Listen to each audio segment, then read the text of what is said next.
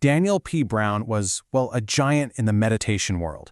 He did something pretty unique, blending ancient Tibetan Buddhism with modern Harvard psychology. But when he passed away, his legacy didn't just fade. It kind of shattered. And now, his life's work is all tangled up in these heated debates about secrecy, money, and a lineage that seems to have been left in total chaos. So let's unpack what really happened.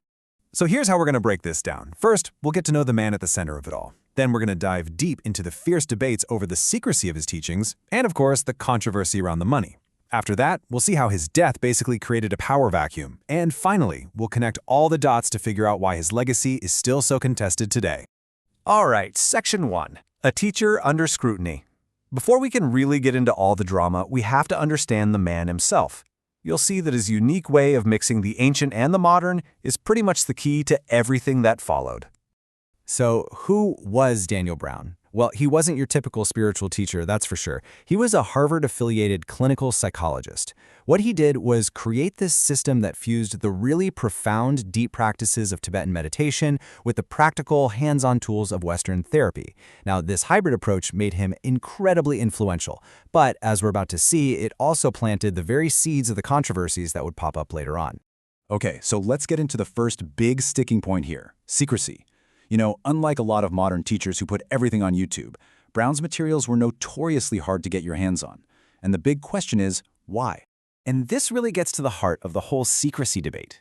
Was he acting like a traditional gatekeeper, protecting sacred knowledge from being watered down or misused? Or was he a really clever marketer, using scarcity to build up mystique and drive up demand? And the two sides on this are miles apart.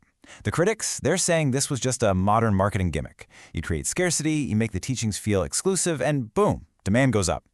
But his defenders argue he was just following ancient tradition. In Vajrayana Buddhism, it's actually pretty common to restrict the more advanced teachings. The idea is to protect them from people who aren't ready and might misuse them. They said the goal was to prevent spiritual greed, where students just collect teachings like trading cards without ever actually putting in the work. Now let's move on to the second major controversy, which is often tied to the first one, money. As you see with a lot of spiritual movements, the questions about commercialization were, well, they were always just around the corner. And the allegations here were pretty serious. Critics pointed out that his retreats could cost thousands of dollars. And on top of that, students had to sign agreements promising not to share the materials they just paid for. It felt a lot like he was copywriting ancient spiritual wisdom. But his supporters? They paint a totally different picture. They argue the money wasn't about him getting rich. They say it was funneled into these massive charitable projects, like funding huge translation efforts for ancient Tibetan texts and supporting schools and cultural preservation in Nepal through his foundations. And defenders would quickly point out, look, this wasn't just some random guru asking for cash. They point to his very respected professional life, a professor at Harvard Medical School, a renowned trauma therapist, and he was even a key expert witness who helped expose the Catholic Church abuse scandal. For his supporters, this just wasn't a guy driven by greed. He was a man of proven integrity. Okay, so now we get to the third major issue, and this one really blew up after he died in 2022. For a system that was so carefully controlled and structured, what was supposed to happen next? Who was going to carry the torch? You'd think there was a solid plan, right? And on paper, there absolutely was. Brown had officially authorized a primary successor, Dustin D. Perna, to teach the entire path. And then there was a handful of other senior teachers who were also given the green light to teach. It really looked like the lineage was totally secure. But what actually happened on the ground? Well, it was a whole other story. It was kind of chaos. After he died, the main website just vanished. Students started saying that the authorized teachers were almost impossible to find or get in touch with. Then rumors started flying about a huge split between the people running the organization and the actual teachers. The result was just widespread confusion, leaving all these dedicated students wondering, where did the teachings go? So let's just step back for a second. We have secrecy, money, a fragmented lineage. Why did all of this erupt so fiercely? Let's zoom out and try to connect the dots. The really key takeaway here is that none of these issues just happened in a vacuum. They were all connected. Right from the start, the hybrid model itself was controversial to some.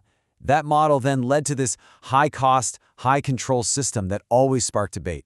And when the whole organization fell apart after he died, it was like throwing gasoline on a fire. It took all those smoldering criticisms and just turned them into a full-blown blaze. At the end of the day, this story about Daniel P. Brown isn't just about one guy. It's really a case study of a clash that we see playing out over and over again.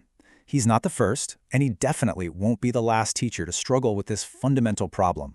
What happens when you try to fit an ancient, communal spiritual path into a modern, commercial, and really individualistic world? And that leaves us with one final, huge question to think about. As these ancient wisdom traditions keep moving into new cultures and, frankly, new business models, who gets to decide what's preserved, what gets sold, and what stays sacred? What rules should even apply?